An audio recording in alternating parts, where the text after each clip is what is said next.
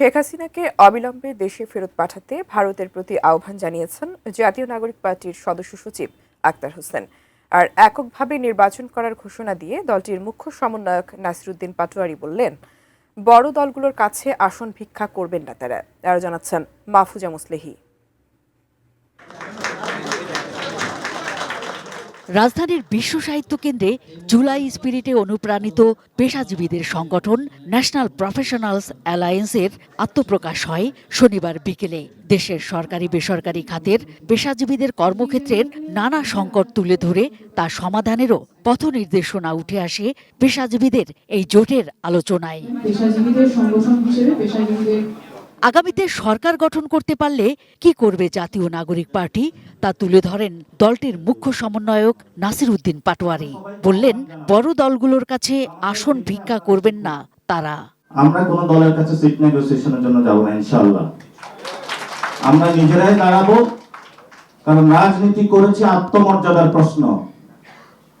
আত্মমর্যাদার প্রশ্নে আমরা এক বিন্দু ছাড় দিব না। যে সকল দলের নেতৃবৃন্দ রয়েছেন, আপনাদের মেরুদণ্ড কোনো বড় দলের কাছে বিক্রি করে দিবেন না।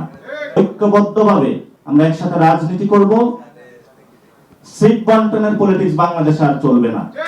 টানা তৃতীয়বার অর্জন করেছে দেশের সেরা সুপার ব্র্যান্ড স্বীকৃতি বসুন্ধরা টিস্যু।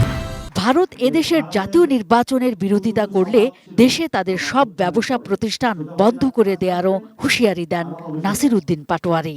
ভারতের প্রতি আমরা বলতে চাই, ইলেকশনে কোনো ডিস্টার্ব করবেন না। যদি ডিস্টার্ব করতে আসেন, এই বাংলাদেশে আপনাদের অনেক ইনভেস্টমেন্ট রয়েছে। আমরা এখনো কিন্তু কিছু বলি নাই, সবকিছু বন্ধ হয়ে যাবে। লেজ গুটিয়ে পালিয়ে যেতে হবে বাংলাদেশ থেকে। আর শেখ হাসিনাকে অবিলম্বে দেশে ফেরত পাঠিয়ে বিচারের মুখোমুখি করায় সহযোগিতা করতে ভারতের প্রতি আহ্বান জানান এনসিপির সদস্য সচিব আখতার হোসেন।